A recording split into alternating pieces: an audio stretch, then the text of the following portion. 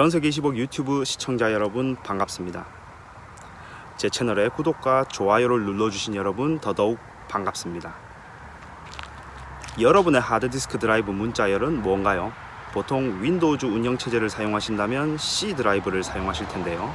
파티션을 추가한다면 C 다음으로 D, E, F, G 같은 식으로 확장해 나가죠. 이게 왜 그러냐면 아주 예전에는 영문 알파벳 순서대로 A부터 저장 매체의 문자열을 부여했었어요. 그때 당시에 저장 매체라고 하면 보통 플로피 디스켓이었는데요. 팔랑팔랑거리는 5.25인치에 1.2MB나 되는 용량을 저장할 수 있는 첨단 문명의 결정체였죠. 하드디스크 드라이브는 거의 사용하지 않았습니다. 용량이 고작 몇십 메가바이트에 불과한 데 비해서 너무 비싸가지고 메리트가 그렇게 크지 않았거든요. 그리고 아예 하드디스크를 달 수 없는 PC도 있었고 말이죠. 그래서 컴퓨터를 보면 플로피 디스크 드라이브만 하나 혹은 두 개를 달아서 사용했습니다. 지금 제 이야기를 들으시는 분들 중에서는 아니 하드디스크가 없으면 운영체제는 어떻게 불러오니? 라는 생각이 드실 수도 있겠습니다. 그런데 그때 당시의 운영체제인 MS-DOS는 플로피 디스켓 한 장에 충분히 들어갈 수 있었어요. 그래서 시스템 디스켓을 컴퓨터에 집어넣고 그 컴퓨터를 켜가지고 주 기억 장치에 운영체제를 상주시킨 다음에 그 디스켓을 뺀 뒤에 사용할 프로그램이 담긴 다른 디스켓을 집어넣어서 이용했죠. 그리고 그 프로그램을 다 사용하면 그 디스켓을 뺀 뒤에 시스템 디스켓을 드라이브에 다시 집어넣고 운영체제를 메모리에 상주시켰습니다. 복잡하죠. 이건 플로피 디스크 드라이브가 하나 있는 PC였을 경우의 사용법이고요. 만약 플로피 디스크 드라이브가 두 개라면 A 드라이브에는 항상 시스템 디스켓을 넣어둘 수 있었기 때문에 그런 넣었다 뺐다 하는 삽질을 하지 않아도 됐습니다. 그냥 사용할 프로그램이 담긴 디스크만 B 드라이브에 넣었다 뺐다 하면 되었기 때문에 훨씬 편리했죠. 그래서 A, B 드라이브는 오랫동안 플로피 디스켓을 위한 드라이브 문자열로 사용되었고 이것이 나중에는 5.25인치짜리 디스켓은 A 드라이브, 3.5인치짜리 디스켓은 B 드라이브 같은 식으로 바뀌었다가 하드디스크가 도입되면서 C부터 사용하게 된 것이죠. 그리고 이런 관습이 현재까지 이어진 겁니다. 지금도 저는 예전에 썼었던 3.5인치 디스켓통을 보관하고 있습니다. 비록 장비가 없어서 읽지도 못하고 쓰지도 못하지만 예전에 소중히 다루던 그런 기억이 남아있어서 쉽게 버리지 못하겠어요. CD도 마찬가지인데요. CD 보관 상자나 스탠드 역시 아직 고이 창고 속에 박혀 있습니다. 한 300년 동안 계속 버티면은 TV쇼 진품 명품 같은데 낼 수 있지 않을까 하는 일말의 어떤 기대 심리가 있어서 그런지 모르겠습니다만 말이죠. 야, 너 서버 통신 이야기를 한다더니 무슨 아재처럼 추억팔이나 하고 있냐 이러실 수도 있겠는데요. 말씀드렸듯이 예전에는 소프트웨어뿐만 아니라 운영체제까지 디스켓에 담아서 사용했습니다. 그런 형태는 하드디스크가 나온 뒤에도 한동안 이어졌는데요. CD나 DVD처럼 그 볼륨만 달라졌을 뿐 여전히 소프트웨어를 저장 매체에 담아서 PC에 설치하거나 실행하거나 하는 식이었죠. 그런데 인터넷이 나오고 온라인 인프라가 폭발적으로 발달하면서부터 이런 소프트웨어 형태가 극적으로 달라졌습니다. 로컬 기반에서 온라인 기반으로 말이죠. 이제 소프트웨어를 구입할 때 텐저블한 매체에 담는 것이 오히려 어색한 시대가 되었습니다. 마이크로소프트의 오피스나 어도비의 포토샵, 한글 워드 프로세서 같은 전문적인 도구부터 가벼운 유틸리티까지 인터넷으로 다운로드 받아서 설치하고 실시간으로 업데이트까지 가능하니까요. 게임은 더합니다. 이제 온라인 없는 게임은 상상할 수조차 없죠. 모바일 앱은 어떤가요? 지금 로컬에서만 이용하는 앱이 과연 몇 가지나 될까 이렇게 손가락에 꼽을 정도입니다. 뿐만 아니라 구글 닥스나 드랍박스처럼 온라인에서 바로 사용할 수 있는 사스 형태까지 이제 온라인은 거의 모든 소프트웨어 영역에서 필수가 되었습니다. 그래서 굳이 서비스를 구축하는 개발자가 아니더라도 온라인 커뮤니케이션 기술은 프로그래머라면 꼭 익혀야 합니다. C 드라이브를 사용하는 그 이후 세대 개발자라면 말이죠. 통신이 어떻게 이루어질까요? 일단 관심 있으신 분들은 OSI 7계층 모형부터 찾아보시면 되는데요. 그러나 일반적인 소프트웨어나 서비스를 만들 때 저 내용을 모두 알아야 할 필요는 없습니다. 제가 오늘 설명드릴 정도의 그런 분량이 아니기도 하고요. 다만 일반적으로 통신을 할 때 사용하는 프로토콜을 국제표준화기구 ISO에서 분류해 둔 것이라고 생각하시면 됩니다. 여기서 중요한 것은 프로토콜인데요. 프로토콜은 통신을 위한 약속입니다.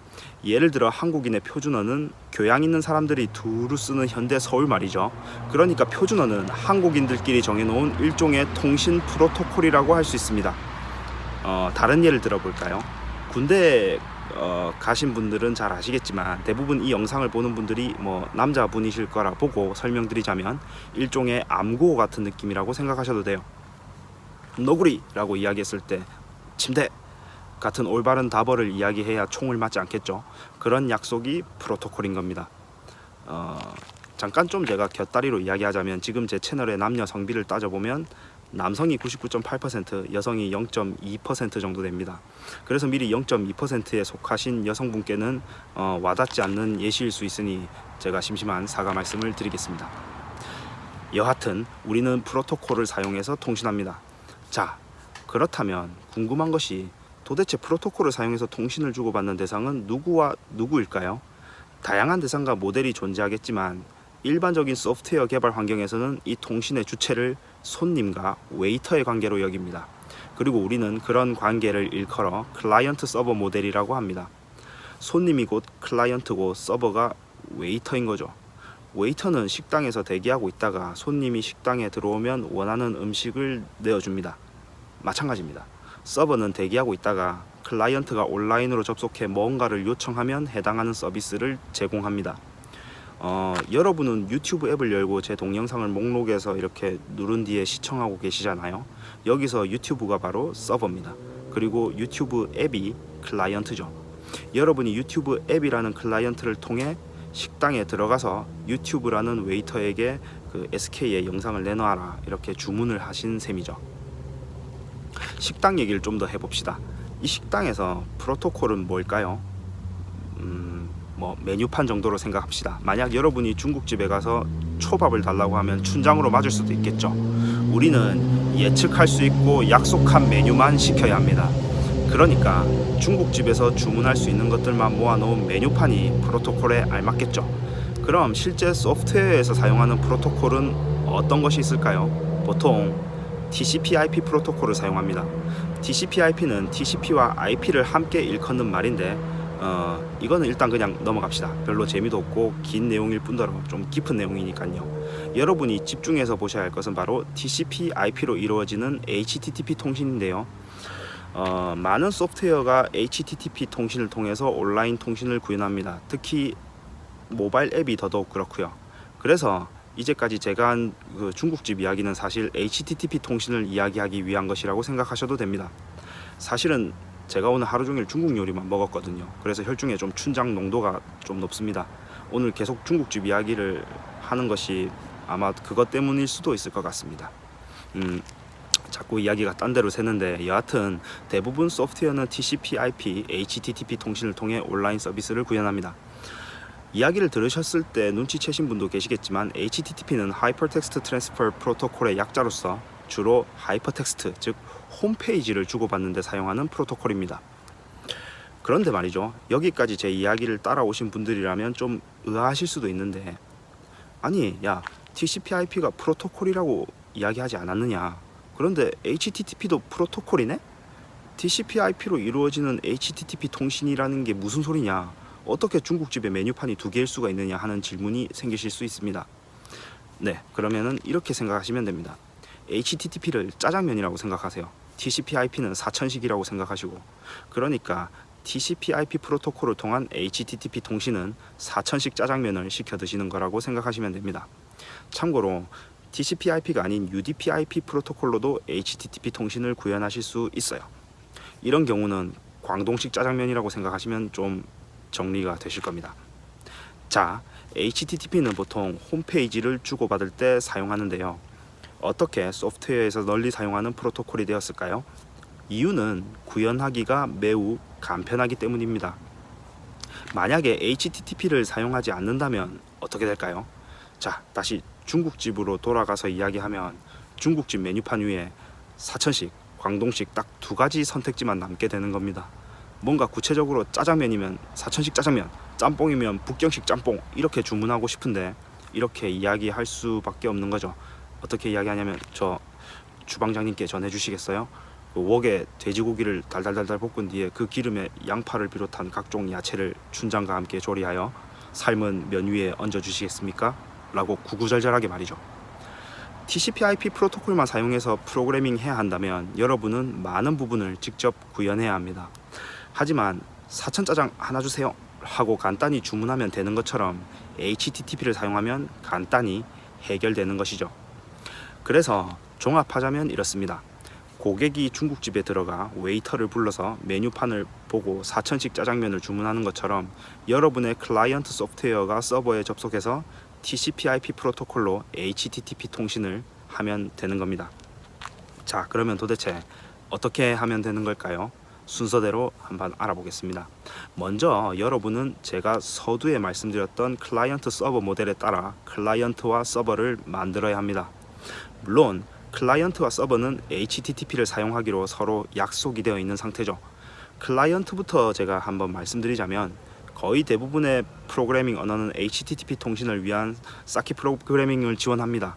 그래서 여러분이 사용하시는 언어의 HTTP 통신 관련 라이브러리를 사용해서 서버에 접속하고 데이터를 받아오는 부분을 구현하여야 해요. 서버 측에서도 웹 서비스를 위한 환경이 갖춰져 있어야겠죠. 대표적으로 아파치, IIS, 엔진X 등이 있을 겁니다.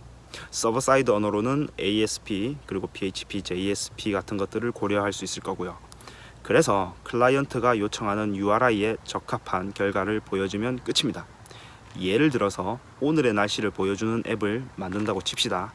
그러면 여러분의 앱은 서버 URI로 요청을 날리게 됩니다. 그러면 그 URI에 해당하는 웹페이지가 0, 1, 2, 3, 4와 같은 결과값을 보내주는 거죠. 이때 결과값은 플레인 텍스트로 받든지 XML로 받든지 JSON으로 받든지 여러분의 자유입니다. 그래서 이러한 내용을 여러분의 앱에서 적절히 파싱해서 0인 경우에는 맑음, 1인 경우에는 구름, 2인 경우에는 흐림, 3인 경우에는 안개, 이런 식으로 표현하는 거죠. 어때요? 어렵진 않죠? 저런 구형 구조만 기억하시면 됩니다.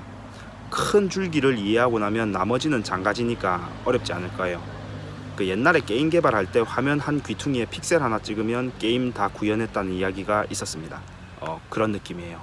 일단 서버로부터 한 글자라도 받아서 내 소프트웨어로 출력하는 데 성공하기만 한다면 온라인 개발은 그냥 끝났다고 보시면 됩니다.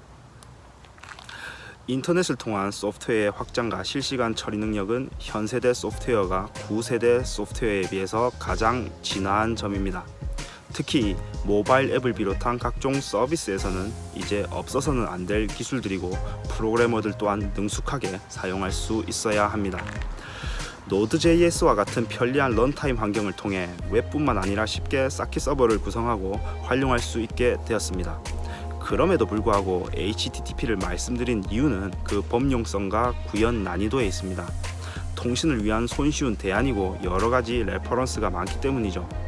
나아가서 HTTP 통신에 익숙해진다면 REST API와 같은 다양한 온라인 서비스를 함께 사용할 수 있기 때문에 추후에 무한한 확장성을 내 프로그램에 부여할 수도 있습니다. 부디 오늘의 제 중국집 이야기가 도움이 되어서 여러분이 맛있는 중국집, 그러니까 좋은 서비스를 많이 만들 수 있기를 기원하겠습니다. 오늘은 여기까지 하겠습니다. 감사합니다.